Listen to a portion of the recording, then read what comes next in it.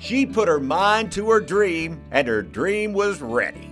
Well, y'all come on, because we're going to have a real big time. Paula Deen is the South. The food, the manners, the charm, even the story, which begins in classic Southern style in a rustic Georgia town unmistakably pronounced Albany.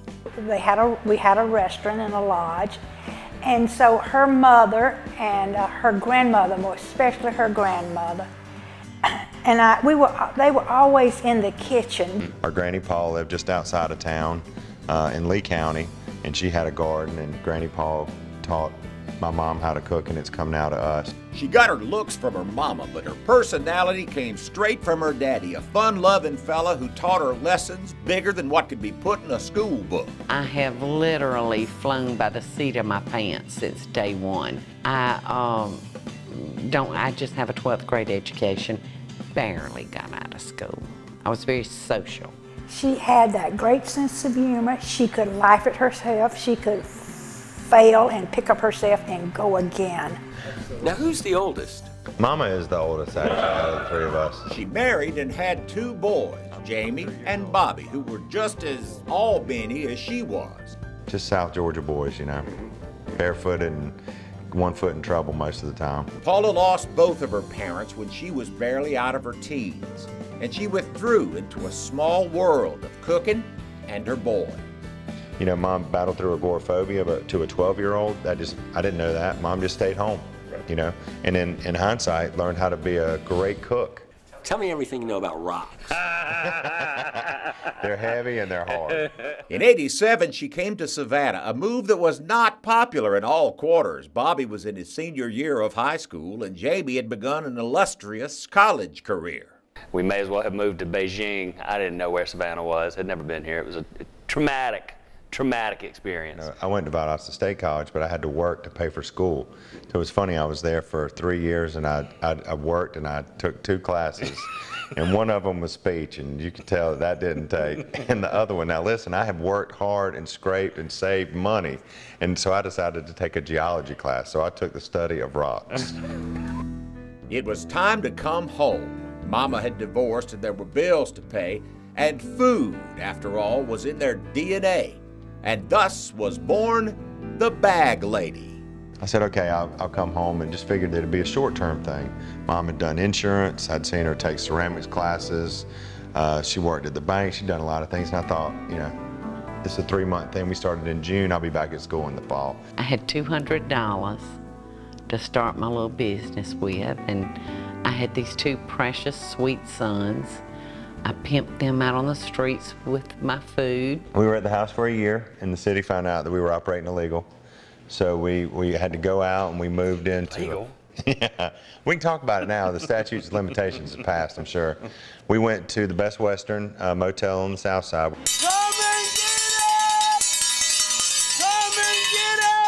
The folks lined up every day for chicken and hoe cakes on West Congress Street don't know that their lunch started cooking over on Eisenhower about 20 years ago, when Paula was joined in a crowded kitchen by Dora Charles. We used to rub butts. Paula poured herself into making the restaurant go with a single-mindedness that was a defining moment in her life. I'd never seen anybody before or since work that hard and be so dedicated. So I was willing to do whatever it took to be successful. And if that was a 20-hour day, so be it. That's what I was going to do. And was in the Best Western for 5 of the longest, hardest years of my life. In fact, I really felt like I wouldn't physically live to be able to tell my story. We bust our tail, and we did it. And it worked out. It was hard. I like to say it's hard, but it's fair. Nothing great come easy. Louisiana, Florida, Oklahoma City, Kentucky, Illinois. We're all from Chess. Nothing great comes easy, and a quick survey of folks waiting in line at the Lady & Sons speaks to the greatness that was achieved when Paula rode the momentum of the Best Western restaurant into downtown Savannah, where Albany's traveling roadshow landed in 1996. She said, a happy kitchen, you get happy food. Fried chicken in the house. And then things started breaking Paula's way. Jerry Shriver from USA Today came in and named us the most memorable meal of the year, our little humble buffet. And we beat out Paris, we beat out Chicago, New York. And I remember that morning that it came out, I was stunned. And I just stood around and I just cried all day long. And action. If a single article in USA was big, a nationally syndicated cooking show was enormous, and the Lady and Sons began to ripple out into the wider community.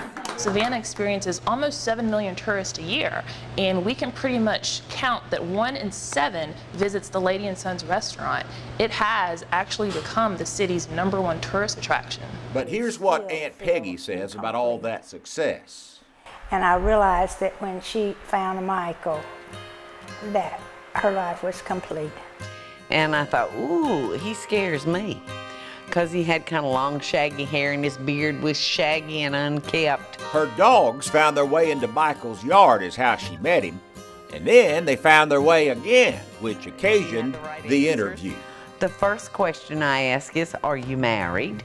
And he said no. And I said, do you have any children? He said, yes, I have 2. And I have custody of them. I said, oh, now that's a good man that has custody of his children. And then the third and real important question I asked was, do you have a job?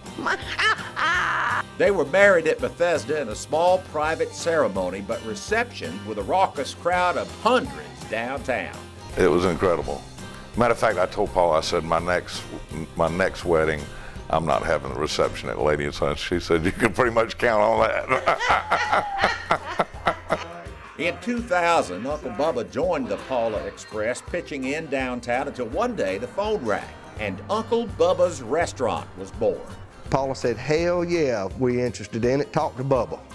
As the empire grew, so did its generosity, which centered naturally on food and boys. For our boys to be able to relate to a role model like that who has overcome some difficulties in life, they need to see that. Here in Savannah, Georgia, the food that she's given us has fed about over 100,000 people.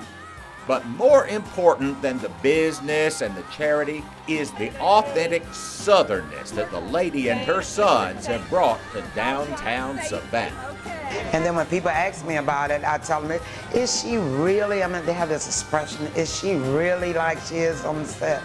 And I'm like, yes, she is. She's like that. Just like you see her, that's how she is. She's everybody's quintessential grandmother. She reminds me of my grandmother if she was an old Southern white woman. You can't create, you can't buy, you can't make that type of a spirit. You have to be born with it. I hope that I leave them hope. I hope I give them hope. I've experienced hopelessness. It's terrible. I want for women to look at me and say, well, if she could, I can. Paula Deen is a laureate in the Savannah Business Hall of Fame.